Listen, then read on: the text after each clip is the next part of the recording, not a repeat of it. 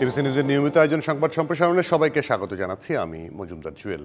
দিনে বাছাই করা সংবাদ এবং এর পর্যালোচনা নিয়ে সংবাদ সম্প্রসারণে আজ অতিথি হিসেবে স্টুডিওতে আছেন ঢাকা বিশ্ববিদ্যালয়ের শিক্ষক ডক্টর আব্দুল্লাহ আল মামুন এবং গ্লোবাল টেলিভিশনের প্রধান বার্তা সম্পাদক ফেরদৌস মামুন। দুজনকে স্বাগত জানাই আজকে সংবাদ সম্প্রসারণে। ডক্টর মামুনকে দিয়ে শুরু করি। দুই মামুন আজকে। ডক্টর মামুন, আমরা একটা প্রতিবেদন করলাম, এটা গত কয়েকদিন ধরেই আলোচনা আছে যে মাসে নাকি 3টা করে দল নিবন্ধন চাচ্ছে এই 5ই আগস্টের পর থেকে, এবং আমরা কয়েকটা দলের প্রধান কার্যালয়ে খোঁজার চেষ্টা করলাম। তার মধ্যে 90%-এরই তালা মারা, অফিস নাই, ছাদের মধ্যে একটা কোণার মধ্যে অফিস। আসলে এদের উদ্দেশ্যটা কি? ধন্যবাদ আপনাকে, আর আরেকজন মামুনকে স্বাগত জানাচ্ছি। আমার মনে হয় আপনার হিসাবের একটু ভুল আছে। আমি 2-3টা পত্রিকা চেক করলাম আজকে আপনার নিউজটা দেখার পরে সন্ধ্যায়। আমি পেলাম যে 66 পলিটিক্যাল পার্টি, টোটাল 3 মাসে 24টার বেশি। এবং আরেকটা জিনিস হলো যে আবার আমার জানা মতে বোধহয় 20 তারিখ ছিল এটার, আবার বাড়িয়েছে, এটা বাড়িয়েছে বোধহয় 22 জুলাই, 20 তারিখ, জুনের 22 তারিখ পর্যন্ত। আরও একটা ইন্টারেস্টিং ইস্যু ছিল, যখন এনসিপি অ্যাপ্লাই করলো, তারা তো বললো যেটা অ্যাপ্লাই করে না, কিন্তু স্বৈরাচারের বললো যে স্বৈরাচারের করে আরপিওর আওতায় করবো না, 3 মাস সময় দেয়নি। এটাও একটা ঘটনা। ইন্টারেস্টিং হচ্ছে যে আমাদের যে প্রক্রিয়া, এটা যে কোনো, এটা তো আমরা সবাই জানি, এটা একটা কমন স্টেটমেন্ট, এই ধরনের পরিবর্তনের পরে রাজনৈতিক দলের জন্ম হয়, এটা স্বাভাবিক প্রক্রিয়া। আপনি রিসেন্টলি যদি ইন্দোনেশিয়াতে দেখেন, বা এখানে চিলিতে যে ঘটনাটা ঘটলো তখন হলো, আপনার প্যারাগুয়েতেও এরকম ইনসিডেন্টস হয়েছে রিসেন্টলি। কিন্তু তার একটা কাঠামো থাকে, সাংগঠনিক কাঠামো। এতগুলো তো হওয়ার পর সাবেক প্রধানমন্ত্রী তিনি একটা দল, আমি এটাতে যাচ্ছিলাম জুয়েল ভাই। তো ওই দলগুলো তৈরি হয় যে পরিবর্তিত সামাজিক বাস্তবতায়, রাজনৈতিক বাস্তবতায় মানুষের যে চাহিদা, সেক্ষেত্রে হয়তো আমি এনসিপিকে এই ফেভারটা দিতেই পারি। যদি 90 হয়নি তারা এটা করছে, এই ধরনের একটা প্ল্যাটফর্ম থেকে, তার আন্দোলন থেকে এখানে, আমি অন্য কোনো পার্টিকে ছোট করছি না। কিন্তু এই বাড়াটা অস্বাভাবিক। এবং আমরা যেমন শিক্ষার্থীদের মধ্যে, আমি বিশ্ববিদ্যালয়ে পড়াই, নেতা হওয়ার একটা প্রবণতা আমি লক্ষ্য করছি। ছোট ছোট ইভেন্টকে কেন্দ্র করে ফেসবুক পোস্টের মাধ্যমে একটা কিছু করে এটা প্রচার করে, সো প্রচার পাওয়াটা একটা ঘটনা। আর আরেকটা হচ্ছে যে দেখবেন আপনি অধিকাংশ দল, একটা তো আপনার প্রথমে একটা পার্টির দুটো জিনিস প্রয়োজন হয়। প্রথমে আপনার আইডিওলজি বা আদর্শিক জায়গাটা কি, আর একটা হলো কর্মসূচি। সেটা দিয়ে আপনি বলবেন যে আমার আইডিওলজিক্যাল পজিশন এটা, আমার কর্মসূচি এটা। আমার ধারণা এনসিপিও কিন্তু এখনো ক্লিয়ার করেনি যে তাদের আইডিওলজি কি এবং কর্মসূচি কি। কোনো দলই কিন্তু এই কথাটা বলছে না, প্রচারণা। তৃতীয় বললাম, চতুর্থ একটা জিনিস যে পার্টিগুলো দেখতেছেন যে ডিক্লেয়ার হচ্ছে প্রেস কনফারেন্স করে, তারপর খেয়াল করেন যে তারপরে কিন্তু আর কোনো সারা শব্দ নেই। তার মানে এটা কেউ আবার প্রেস কনফারেন্স করছেও না, কেউ করছে সরাসরি জমা দিয়ে আসছে, সেটা আর একটা ট্রেন্ড। তার মানে এটা এক ধরনের ফ্যাশনে হয়ে গেছে যে আমি একটা রাজনৈতিক দলের নেতা বা আমি একটা রাজনৈতিক দল করছি। আরও দুটো ইন্টারেস্টিং জিনিস যোগ করি, সেটা হচ্ছে দেখবেন যে ক্রাইটেরিয়া আরপিওতে আপনার আছে, বেসিক্যালি 3টা ইম্পর্টেন্ট জিনিস। একটা হচ্ছে যে আপনার অফিস একটা থাকতে হবে, 3টার মধ্যে যদি ভুলে যাই, বোধহয় 90 ক, এটা আরপিওর 90 কতে বলছে 3টার একটা অল্টারনেটিভ থাকতে হবে। অথবা আপনার দল নির্বাচনে অংশগ্রহণ করেছে, একটা সিট পেয়েছে, অথবা আপনি যে কনস্টিটিউয়েন্সিগুলোতে নির্বাচন করেছেন তার 5% ভোট থাকতে হবে। আর একটা সোজা আছে, ওই পথে সবাই হাঁটে যারা মোটামুটি সিরিয়াস, সেটা হচ্ছে যে আপনার 100টা উপজেলা অথবা সিনোনিমাস টু থানা, আর ওগুলো জেলাতে থাকতে হবে। আর কন্ডিশন আরেকটা আছে, এই পয়েন্টটাতে যাওয়ার জন্য এত কথা বলো, 200 করে আপনার রিপ্রেজেন্টেশন থাকতে হবে আপনি যেখানে অফিসটা করবেন। আরেকটা হচ্ছে আপনার একটা তো পার্টির কেন্দ্রীয় কমিটি থাকবে, মহিলাদের সম্ভবত 33%, নতুন আরপিওটা চেঞ্জ হওয়ার পর কী হচ্ছে আমি জানি না, বাট 33% থাকতে হবে। এই ক্রাইটেরিয়াগুলো, এগুলো কোনোটাই কিন্তু পড়ে না। আবার যারা অ্যাপ্লাই করছে দেখবেন সবাই অ্যাপ্লাইও করছে না, ক্রাইটেরিয়া ফুলফিল করছে না। আর আপনাদের যে নিউজটা হয়েছে এটা হচ্ছে যে মোটামুটি গুছিয়ে উঠছে বা সাইনবোর্ড দিয়ে করছে, সেটা একটা ঘটনা। ফিফথ আসলে একটা জিনিস বলি আমি, সেটা হচ্ছে যে আমরা কিন্তু এই ধরনের বিপ্লবের পরে আমাদের মতো দেশগুলোতে, যেটা আফ্রিকাতে দেখা যায়, পার্টিকুলারলি রুয়ান্ডা, উগান্ডাতে গণহত্যার পরবর্তী সময় এই ধরনের কিছু সম্প্রদায় ভিত্তিক দল তৈরি হয়েছিল, যেগুলো পেট্রোনাইজ করেছিল বিভিন্ন বিদেশি গোষ্ঠী সংস্থা, ওদের রিসোর্সের কারণে, পলিটিক্যাল ইস্যুর কারণে। আমাদের এখানে কিন্তু কিছু কিছু দলের ক্ষেত্রে এটা আমরা দেখি যে উপরের দিকে যে কয়টার নাম আমরা শুনছি, এক ধরনের বাইরের পৃষ্ঠপোষকতা বা এটা থাকে। ফান্ডিং নিয়ে আমাদের প্রশ্ন আছে যে ফান্ডিং কিভাবে হচ্ছে না। আরো ডিটেইলস ফান্ডিং এবং যে লোকগুলো ওটা তো আমি দলগুলো করছে এই জায়গাটা যাব হ্যাঁ। আগে একটু ফেরদৌস মামুন আপনার কাছে জানতে চাই যে যদি আমি শেষ করে একটা কথা বলি, আসলে এই ধরনের পার্টি আমাদের যে ডিজায়ারটা বিপ্লবের বা নতুন বাংলাদেশের ডিজায়ার, তার আশেপাশে যদি না যায়, এগুলো আসলে আপনি যে রিপোর্টটা করলেন এদের ভবিষ্যৎ এরকম। সেই ফেরদৌস মামুন, যে ঢাকা শহরে এখন প্রচুর রেস্টুরেন্ট হয়েছে, মানে একটা বিল্ডিং এ 12 তলা 11টা রেস্টুরেন্ট। মানে আজকের প্রতিবেদনটা দেখে আমার তাই মনে হলো একটা ভবনের ছাদ এবং 4 তলা 5 তলা মিলে 4টা সংগঠনের কেন্দ্রীয় কার্যালয়। মানে এরকম যদি পরিস্থিতি হয়, এখন নির্বাচন কমিশন বলছে আমরা সবকিছু দেখে শুনে তারপর নিবন্ধন দেব। দেখে শুনে নিবন্ধন তো এর আগেও অনেককে দেওয়া হয়েছে। নিবন্ধন যারা পেল, কয়টা দল রাজনীতিতে অংশগ্রহণ করে, কয়টা দল সিট পেয়েছে আসলে? ধন্যবাদ আপনাকে। আসলে বাংলাদেশের প্রেক্ষাপটে নির্বাচনের রাজনৈতিক দল গঠন করাটা একটা, আমি মনে করি, ব্যবসা। কারণ আপনি জানেন যে হলো, আমার যদ্দূর মনে পড়ে, সম্ভবত রাজনীতিতে এসে যদি আমি একটা মন্ত্রী এমপি হতে পারি তাহলে আমার ব্যবসায় অনেক সুবিধা হয়, এই ধারাটা শুরু হয়েছে সম্ভবত এরশাদ সাহেবের শাসনামল থেকে। ধীরে ধীরে এটা বাড়তে বাড়তে এমন জায়গায় গেছে, আপনি লাস্ট যে এই আওয়ামী সরকার ক্ষমতায় ছিল, আমার জানা মতে 2/3 ছিল ব্যবসায়ী। কারণ ওরা বুঝে গেছে যে হলো, আমার যদি একটা রাজনীতির করার সাইনবোর্ড থাকে, রাজনীতিবিদ হওয়ার সাইনবোর্ড থাকে, আমি নানান ব্যবসা করতে পারি, নানান ব্যবসায়িক সুবিধা নিতে পারি। পাওয়ার পার্টিতে হলে তো আর পাওয়ার পার্টিতে হলে তো কথাই নেই। তো যে কারণে হয়েছে কি, যে ডক্টর মামুন সাহেব উদাহরণ দিল যে হলো বিশ্বের বিভিন্ন দেশে একটা পলিটিক্যাল চেঞ্জ হলে, আন্দোলন হলে যে কিছু পার্টি হয়।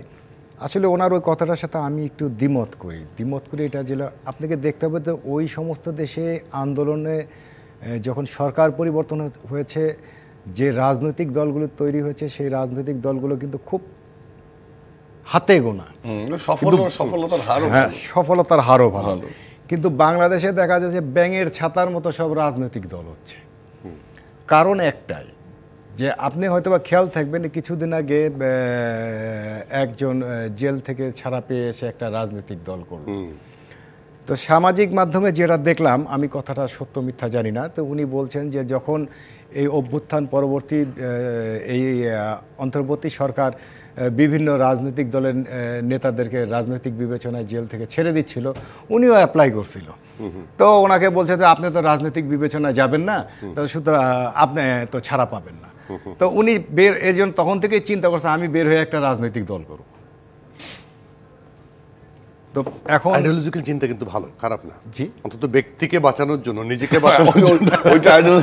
একটু আগে যেটা মামুন বলছিল, আইডিওলজিক্যাল চিন্তা ভাবনা খারাপ না। প্লাস আপনি যদি মনে করেন যে এই আইডেন্টিটি যদি আপনার থাকে, যে সরকারই আসুক না কেন, আমার নাম সর্বোচ্চ দল থাকুক আর না থাকুক, আমি তো সচিবালয়ে যেতে পারা যাওয়ার এক্সেস আছে। আমি বিভিন্ন জায়গায় যে পরিচয় দিচ্ছি, আমি প্রধান উপদেষ্টার সাথে বৈঠকে অংশগ্রহণ করার সুযোগ, বৈঠক করছি, আমি অনেক কিছু হচ্ছে আর কি, আমরা এখনো দেখছি। আসলে এই সুযোগগুলোই নিচ্ছে এই সমস্ত রাজনৈতিক দলগুলো। এটার দিন শেষে কোনো ভিত্তি নেই। আপনার মনে আছে যে 1/11-এর পরে কিন্তু কিছু পার্টি হয়েছিল, আমরা যেগুলোকে কিংস পার্টি বলতাম, ওই পার্টিগুলো কিন্তু একটাও নাই, কিন্তু সে সময় তারা কিন্তু অনেক সক্রিয় ছিল। তো দিন শেষে কী হয়েছে, তারা কিন্তু সে সময় ব্যবসা করে চলে গেছে। হাতে গোনা 2-4টা পার্টি বাদ দিয়ে ম্যাক্সিমাম পার্টি যারা এগুলি করেছে তারা কিন্তু ভালো ব্যবসা করে। খেলা 14, 18, 24-এ হয়েছে। জি জি জি, 24-এর সেটি সরকারের ছত্রছায়া থেকে হয়েছে। এখন প্রশ্ন হচ্ছে যে হলো, নির্বাচন কমিশন এই দলগুলোকে নিবন্ধন করে কেন? আসলে আমার কাছে যেটা মনে হয়েছে যে বাংলাদেশের নির্বাচন কমিশনে একটা রাজনৈতিক দল নিবন্ধনের জন্য যে প্রক্রিয়াটা, সেই প্রক্রিয়াটা তুলনামূলক সহজ,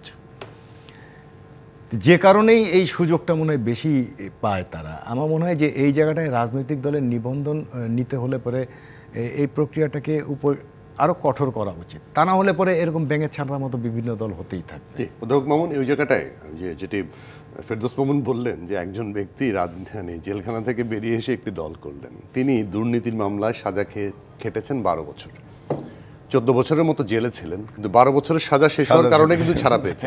তার মানে মানে আমাদের এখানে ফৌজদারি মামলা যদি 3 বছরের বেশি কেউ আসামি হয় তিনি কিন্তু কোনো রাজনীতি মানে কোনো নির্বাচনে অংশ নিতে পারবেন না। তো তিনি কোন সূত্রে এই দলটা গঠন করলেন, দলের সভাপতি হলেন, মানে আমার মাথায় ঢোকে না।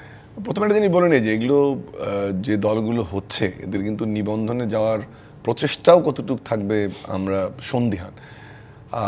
এই ক্ষেত্রে আমি যেটা বলবো, এটা এক ধরনের একটা বিকৃত সামাজিক অবস্থান তো বটেই, যে আপনি জেল খেটে, যেটা আপনি বললেন 3 বছরের পরে গেলে আমরা একটা দাগি আসামিও বলি অনেক, বা জেল খেটে ফেললে, এবং সেখানে একেবারে পেটি পার্সোনাল ইন্টারেস্ট একটা বড় বিষয়, সেটা হয়তো বা আমি যেটা বললেন এটা বিচ্যুতি, সামাজিক বিচ্যুতি। আর একটা হচ্ছে যে আপনি দেখেন রাজনীতি কিন্তু পেশা, জুয়েল ভাই, না। রাজনীতির মূল আপনি যদি দেখেন যে পলিটিক্যাল পার্টিজের মেইন অবজেক্টিভ কি, গোলস কি পলিটিক্যাল সায়েন্সে, আপনি কোনোখানে কিন্তু পাবেন না যে আপনার পেশা এটা হবে। ইভেন আমি যদি শেখ মুজিবুর রহমানের সময় দেখি, আমরা ওনার পরবর্তীতে ন্যাব গঠন, ভাষানীদের, আপনি হোসেন শহীদ সোহরাওয়ার্দীকে দেখেন, বা যারা যারা ছিলেন, একে ফজলুল্লাহ থেকে শুরু করি, ইভেন প্রেসিডেন্ট জিয়াউর রহমানের পরবর্তীতে দেখেন যে উনি কিন্তু ৭৭-এ স্ট্রাকচারটা পুরো চেঞ্জ করলো, ৭৮-এ কু হওয়ার পরে আরও একটু অন্যকে ইনক্লুড করলো, ১২-১৩ জন, তো ১৩ জন ছিল ওনার প্রথম উপদেষ্টা, এটাকে উনি ২২-২৩-এ নিয়ে গেলেন। তখন কিন্তু সামাজিকভাবে যারা প্রতিষ্ঠিত, বিভিন্ন লয়ার, প্রফেসর, ইঞ্জিনিয়ার, বিভিন্ন সেক্টরে তখনকার এক্সপার্ট, পরিবেশ বিশেষজ্ঞ, তাদেরকে কিন্তু দলে নিয়ে এসছেন। এবং বিএনপির প্রথম দিকের অংশটা যদি দেখেন, এরশাদ কতটুকু সফল হয়েছে সেটা একটা প্রশ্ন, কিন্তু উনিও কিন্তু এস্টাবলিশড প্রফেশনালদের নিয়ে এসছেন। তার মানে রাজনীতি আপনার হলো মানব সেবার জন্য, জনকল্যাণের জন্য, দেশকে সার্ভ করার জন্য, সুশাসন নিশ্চিত করার জন্য, আপনার রাষ্ট্রের উন্নয়নের জন্য, কিন্তু আপনার একটা পেশা থাকতে হবে। কিন্তু আমাদের এখানে আমরা যে কথাটা বললো ভেরি ইন্টারেস্টিং, আমরা রাজনীতিকে পেশা বানিয়ে ফেলেছি। তো যিনি জেল থেকে বের হলেন উনি তো দেখছেন এটা একটা ভালো পেশা, অন্তত একটা কিছু না পারে একটা মুদির দোকান তো দখল করতে পারবো, বা আমি একটা এলাকার ছোট্ট এরিয়াতে রাস্তায় যে ইনফর্মাল ইকোনমির যে সিগারেটের দোকান, পানের দোকান, এগুলো তো টাকা নিতে হবে। আমি যে টাকাগুলি মেরেছি এই টাকাগুলি আমার যে জায়গাটা আমি গেলাম জুয়েল ভাই, সেটা হচ্ছে যে আপনি যখন রাজনীতিকে মানব সেবা, রাষ্ট্রীয় সেবার বাইরে গিয়ে, সমাজ সেবার বাইরে গিয়ে আপনি যখন পেশা হিসেবে যখন চিন্তা করছেন, আমাদের এখানে যেটা ইমার্জেন্সটা হয়েছে, যেটা সুন্দরভাবে শুরু করলেন উনি, তখন কিন্তু আর রাজনীতি আপনার রাজনীতি নেই, এটা হয়ে গেছে আপনার সার্ভাইভাল, আপনার সোশ্যাল পাওয়ার, আপনার রিকগনিশন, বা আপনার এক ধরনের মাসলম্যানশিপের দিকে। আর একটা জিনিস খুবই আনফর্চুনেট যে এবার কেন আরেকটা জিনিস হচ্ছে, এই রাজনৈতিক দলগুলো, আমরা কিন্তু জ্ঞানভিত্তিক সমাজের জায়গায় না গিয়ে আমরা কিন্তু মবের দিকে যাচ্ছি।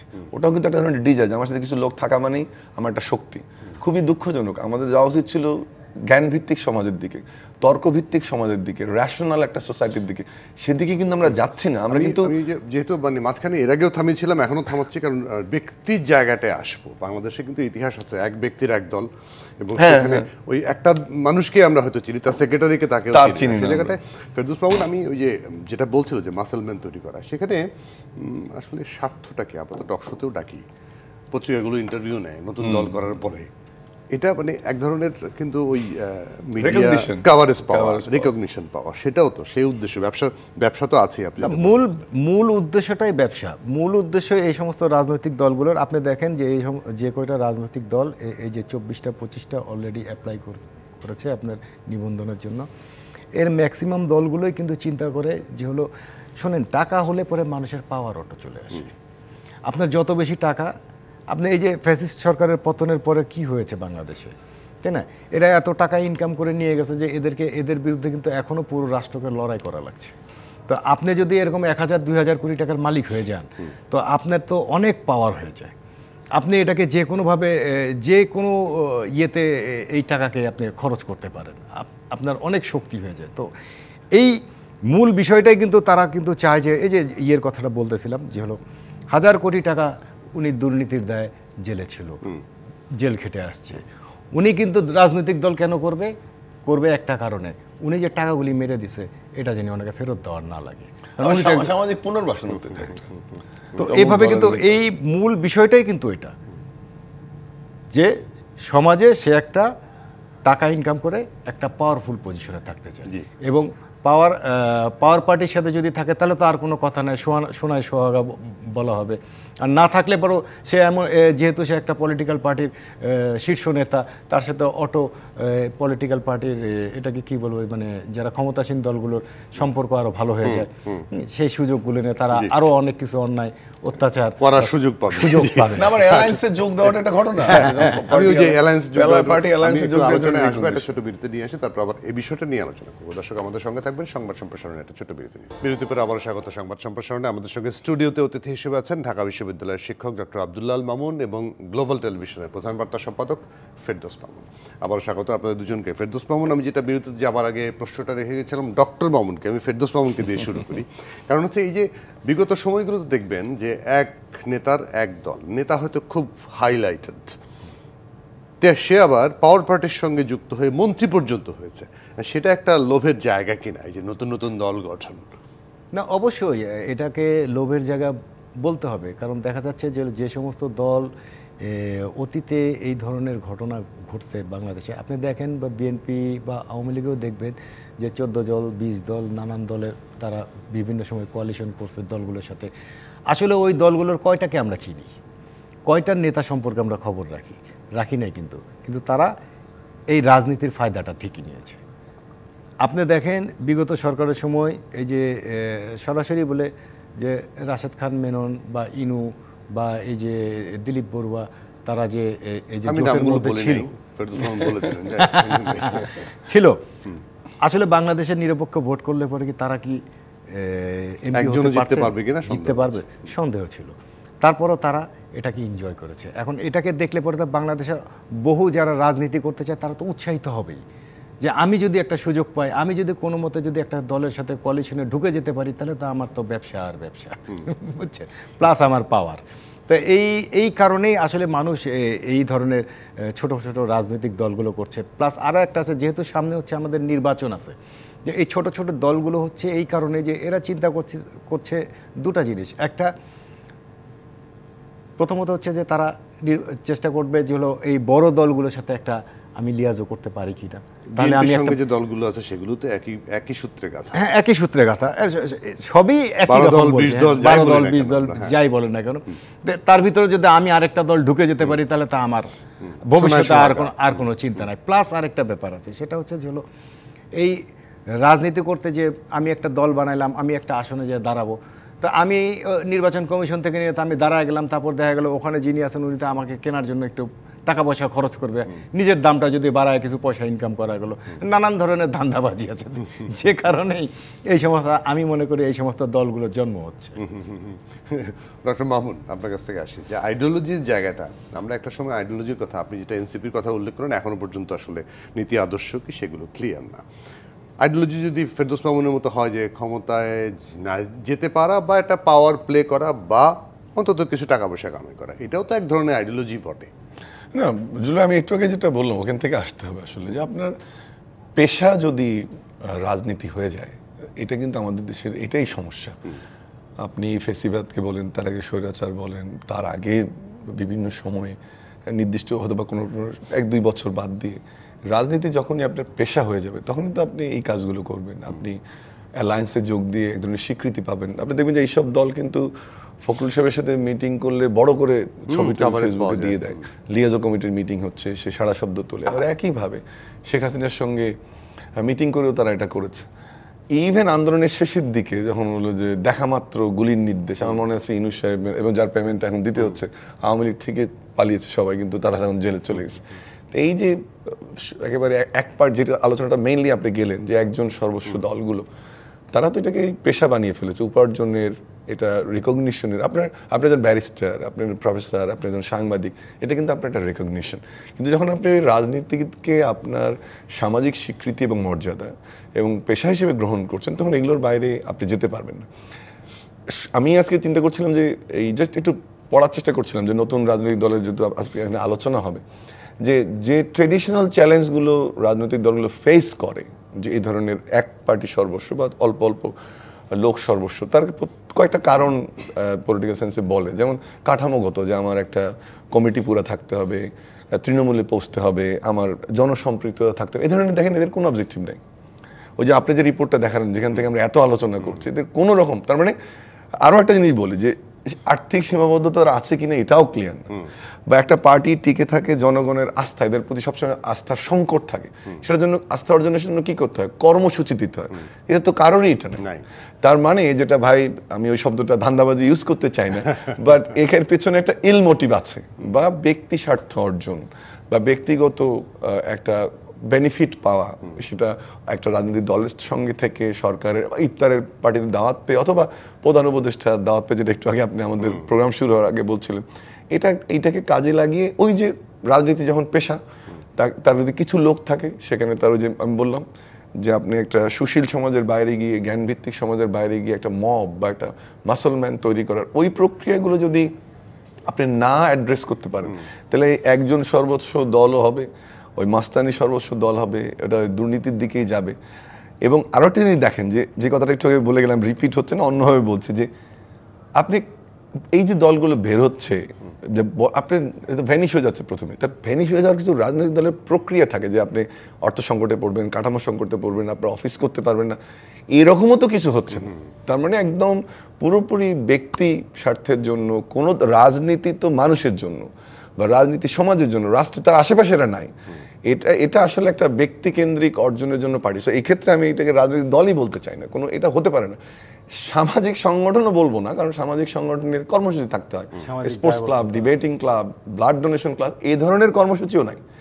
যে কাজটা করা উচিত, এই ধরনের রাজনৈতিক দলকে কেউই প্রশ্রয় দেওয়া উচিত না। সেটা যেমন কার্ড দিলে সচিবালয়ে ঢুকতে দেওয়া উচিত না, যেমন মামলা থেকে বেরোয় আসলে সেটা নির্ণয় করা বড় উচিত। রাজনৈতিক দলগুলো, আর এইটাতে আমি যাচ্ছিলাম যে বড় রাজনৈতিক, কারণ আপনি দেখেন যে জোটগুলো হয়েছে, এদের মধ্যে 80-90% কিন্তু নিবন্ধনে নাই, কারণ 33টা না 32টা দল নিবন্ধিত। এক দলে যদি 30 দলীয় জোট হয়, 45টা, তার 30 দলীয় জোট, 20 দলীয় জোট, 18 দলীয় জোট, তাহলে জোটের হিসাব করে 200 দল। তার মানে কি, আপনি তো পলিটিক্যাল পার্টিগুলোকে রেকগনিশন দেওয়াটা বন্ধ করতে হবে, তাহলে কিন্তু দেখবেন 50% এলিমিনেট হয়ে যাবে। আর তারপরে কিছু পত্রিকা থাকে না আপনাদের লাইনে, যে সাংবাদিকতা লাইনে, আপনারা কিন্তু বের করতে হবে যে মেইন স্ট্রিম কোনটা, মিডিওকার কোনটা, আর কোনটা ইয়েলো জার্নালিজমের ডেফিনেশন, যদিও একাডেমিক্যালি ডিফারেন্ট, বাট শব্দটা পপুলার হওয়ার জন্য ব্যবহার করছি। এরকম ক্যাটাগরি কিন্তু করা যেত যদি বড় রাজনৈতিক দলগুলোর পৃষ্ঠপোষকতা না থাকতো। আমি মনে করি এখন খুবই গুরুত্বপূর্ণ বিএনপি, জামাত ইসলামী, এনসিপি সহ যেগুলো দলগুলো আমরা ভাবছি, ইভেন মধ্যগতির যে দলগুলো, তাদের উচিত যে এইসব লোককে কোনোভাবেই তাদের আশেপাশে না আসতে, কারণ এগুলো বাই ডেফিনেশন রাজনৈতিক দলের মধ্যে পড়ে না। এটা একটা ব্যক্তিকেন্দ্রিক, কি বলবো, এটা পরিবারও পড়ে কিনা আমার সন্দেহ, হয়তো তার ওয়াইফে আর একটা দল করে, যে এটা একটা ব্যক্তির স্বার্থ অর্জনের জন্য একটা ব্যানার। এটা সামাজিক সংগঠনও না, সাংস্কৃতিক সংগঠন না, রাজনৈতিক দল তো নাই। সো আপনার আমার মনে হয় উত্তরটা আপনি পেয়েছেন। একদম পরিষ্কার। আমি একটা বিরতি নিয়ে চলে ফিরে এসে আবার পরের আলোচনা যায়। দর্শক, একটা বিরতি নিচ্ছি, সঙ্গে থাকবেন। বিরতির পর আবারও স্বাগত। সংবাদ সম্প্রসারণের স্টুডিওতে আছেন ডক্টর আব্দুল্লাহ আল মামুন এবং ফেরদৌস মামুন, দুজনকে আবারও স্বাগত। ফেরদৌস মামুন, আজকে একটা অভিযানের খবর নিশ্চয়ই আপনি খেয়াল করে থাকবেন, যে এলজিইডির 36টা অফিসে একযোগে অভিযান চলেছে, এবং সেই অভিযানের 1900 কোটি টাকার প্রকল্পে একটা ওনারা দুর্নীতির আভাস পেয়েছেন। কিন্তু ভিতরের কথা হচ্ছে, আমি আপনাকে বলতে চাই যে সেটি হচ্ছে এই প্রকল্পটি এই সরকারের আমলে নেয়া, এবং একটা চক্র দাঁড়িয়ে গেছিল যারা এখান থেকে টাকা মেরে খাবে। 10,000 টাকার লাইটের দাম দেখিয়েছে 72,000 টাকা। সেটি যে মানে মেরে খাওয়ার আগে ধরা পড়েছে, এটা অনেক ভালো। আপনার কাছ থেকে শুনতে চাই। না, আমি আসলে এই নিউজটা জানার পরে একটু অবাক হয়েছি, কারণ বিগত সরকারের সময় অনেক লুটপাট হয়েছে, এই ব্যাপারে তো কোনো দ্বিমত নেই। কিন্তু এই সরকারের কাছে, অন্তর্বর্তী সরকারের কাছে মানুষের আশা আকাঙ্ক্ষা কিন্তু অনেক বেশি, এবং সরকার কেন এই জিনিসগুলো মনিটর করলো না, এবং এরকম এই শুধু এলজিআরডি না, আমি মনে করি যে আরও অনেক ইয়েতে এ ধরনের হচ্ছে। আমার কাছে কেন জানি মনে হচ্ছে এর কারণ হচ্ছে যে এই সরকার আসলে যারা প্রশাসনের দুর্নীতিবাজ, তাদেরকে কিন্তু সবাইকে চিহ্নিত করে সরাতে পারে না। যদি সরাতে পারতো, তাহলে কিন্তু এই ধরনের ঘটনা ঘটার কথা না। পাশাপাশি আরেকটা কথা হচ্ছে যে এই সরকারের উচিত ছিল প্রশাসনের যে দুর্নীতিবাজ, তাদেরকে কিন্তু কিছু দ্রুত গতিতে শাস্তির ব্যবস্থা করা, যা দেখেও অন্যরা ভয় পেত। তো যারা দুর্নীতিবাজ, যারা প্রশাসনে এই ধরনের দুর্নীতির সাথে জড়িত আছে, তারা তো দেখছে যে 8 মাস পার হয়ে গেছে, এই সরকার তো তেমন কিছুই করছে না, এই সরকার তো, আর আমরা কিছু রাজনৈতিক দল সবাই মিলে বলার চেষ্টা করছি যে এই সরকার তো দুর্বল সরকার। তো এরা বুঝে গেছে যে এই সরকার আমাদের এই দুর্নীতি খুব একটা বেশি কিছু করতে পারবে না, যে কারণেই তারা এই জায়গাটায় উৎসাহিত হচ্ছে। আর অবশ্যই এই জায়গাটায় আমি দুর্নীতি দমন কমিশনকে ধন্যবাদ জানাবো। কি এরকম হতে পারে যে 15 বছর তারা মানে কিছু করতে পারে নাই, এখন আবার মানে পদের মধ্যে এসে কিছু যদি কামিয়ে নেওয়া যায়, এরকম কোনো বিষয়? এটাও অবাস্তব কিছু না, কারণ যেহেতু এই টোটাল বিষয়টা, এই তদন্তের পুরো বিষয়টা কিন্তু পুরোপুরি ফাঁস হয় না। আপনি জানেন যে ওদের আজকে যে প্রধান অফিসে গেছিল সে জায়গায় কিন্তু মিডিয়াকে তারা ঢুকতে দেয়। রাইট। এটা অবশ্যই প্রশ্ন জায়গায় যে আপনার অফিসে দুদকের অভিযান চলছে, 100% রাইট আছে সে জায়গাটা সাংবাদিক প্রবেশের, আপনি বাধা দিয়েছেন মানে আপনার ভেতরে গর্বর আছে। এবং আমি মনে করি যে ইয়েস, সরকার তো অবশ্যই, এই সরকার কিছু নতুন লোককে বা যারা 16 বছর কিছু করে নাই, সাইডে ছিল, তাদেরকে নিয়ে আসছে, হতে পারে তারাও এর ভিতর জড়িত থাকতে পারে না। এটা আরও কিছুদিন তদন্ত পর আমরা জানতে পারবো যে আসলে এই দুর্নীতির সাথে কি সাবেক সরকারের আমলের দুর্নীতিবাজরা জড়িত, নাকি এই সরকার নতুন করে এই সমস্ত দুর্নীতিবাজ তৈরি হয়েছে। সেটা এখনো জানা যায়নি কারা এটার সঙ্গে যুক্ত, নিশ্চয়ই জানা যাবে। আব্দুল্লাহ মামুন, সেই জায়গাটায় আমি একটা জিনিস বলছি যে এটা অন্তত মেরে খাওয়ার আগে ধরা পড়েছে, এটা একটা ভালো সাইন। হ্যাঁ, আমি ওটা দিয়ে আমিও শুরু করতে চাচ্ছিলাম। আপনি বললেন যে এত কিছুর মধ্যে আমার এটা মানে আই ফিল প্রাউড। আমরা আমেরিকাতে শুনি, আমি ইউকেতে পড়ালেখা করেছি, বহুবার আমি শুনেছি। ইন্ডিয়াতে আমরা প্রায় ইডির কথা শুনি যে তারা যাচ্ছে, করছে, বিভিন্ন সম্পদশালী, এর মধ্যে নায়ক নায়িকা পড়ে, গায়ক গায়িকা, রাজনীতিবিদ সবাই পড়ে। এটা একটা দারুণ একটা কাজ হয়েছে। কিন্তু একই সাথে যেটা মামুন ভাই বলে দুঃখজনক হচ্ছে যে এই যে পরিবর্তিত বাস্তবতা, নতুন বাংলাদেশের কথা বলছি, আমাদের অ্যাসপিরেশন, আন্দোলন, এবং আমার যে জায়গাটা খারাপ লাগছে যে 1400 মানুষ আর্গুয়েবলি বা 30,000 মানুষ আহত হয়েছে, এটাও আর্গুয়েবলি একটা সংখ্যা। তাদের রক্তের উপর, তাদের মৃতদেহের উপরে এই যে বিনির্মাণের স্বপ্ন আমরা দেখছি, ব্যক্তি চরিত্র যে কথাটা আলোচনা আমরা করে এসেছি। আপনার যদি মনে পড়ে যে গত অক্টোবরে টিআইবি একটা রিপোর্ট প্রকাশ করেছিল যে বিএনপির আওয়ামী লীগ আমলে 13-14 সাল থেকে 24 সাল পর্যন্ত এই অর্থ বছরে রাজনীতিবিদ, আমলা এবং ব্যবসায়ী, এই ট্রায়ো, এরা দুর্নীতি করেছে এলজিইডির প্রজেক্টগুলোতে 30 থেকে 40%। এবং টাকার অঙ্কে তখন তারা বলছিল এটা 29 থেকে 40,000 কোটি টাকা দুর্নীতি। এবং আরো একটা জিনিস বলছে যে এর মধ্যে আবার এটার বাইরেও আর একটা দুর্নীতি আছে, বিল ছাড়করণ অথবা কার্যাদেশ পাওয়ার জন্য যে আরো 10 থেকে 20%। তাহলে এখন হিসাব করেন তো আপনি, আসলে কাজ হয় 30 থেকে 40% টাকা। এই জায়গাটা খুব বড় ভাবনার বিষয়। এবং এখন তো আরেকটা জিনিস খুব খারাপ লাগছে, যদিও আবারও অ্যাপ্রিসিয়েট করি দুদকের বা অন্য যেটা বললাম, আপনারা মিডিয়ার মানুষ, ওটাকে একটু পাশে রাখলাম, এই যে অ্যাটেম্পটা, এটা অ্যাপ্রিসিয়েবল। কিন্তু এখন তো সে অর্থে রাজনৈতিক দল নেই, তাহলে যে ট্রায়ো তারা তো এখনো সক্রিয়। এবং এভাবে যদি আমাদের একটা সংস্থা তো ডেটা দিয়ে দেখিয়েছে যে আমাদের যদি উন্নয়ন ব্যয়ের এখনো আমরা 36 থেকে বা 35 থেকে 40% এডিপি কিন্তু আমরা নির্ভর করি বহিঃ সাহায্যের উপরে, আমাদের ডোনারদের, যেগুলো আমাদের মাথাপিছু আয়ের উপরে লোন হিসেবে যোগ হয়, যেটা আমাদের মাথাপিছু যায় সেখানে কমে যায় আবার। এবং আমাদের ডেট সার্ভিসিং ক্যাপাসিটি ভালো, অর্থাৎ ঋণ নিলে আমরা টাকা শোধ দিতে পারছি, এই ক্যাপাসিটিটা আমাদের ভালো। কিন্তু ভুলে গেলে হবে না যে মেগা প্রকল্পগুলো আমরা নিয়েছি সেটা 24 সাল থেকে রিইম্বার্সমেন্ট শুরু হবে উইথ ইন্টারেস্ট। আমরা 2031-এ এলডিসি গ্রাজুয়েশন এখন একটু পিছিয়ে দিয়ে 29 থেকে 29 তো বলি আমরা, কিন্তু 3 বছর গ্রেস পিরিয়ড থাকে, কিছু কিছু মার্কেটে প্রিপারেটরি আওয়ার থাকে।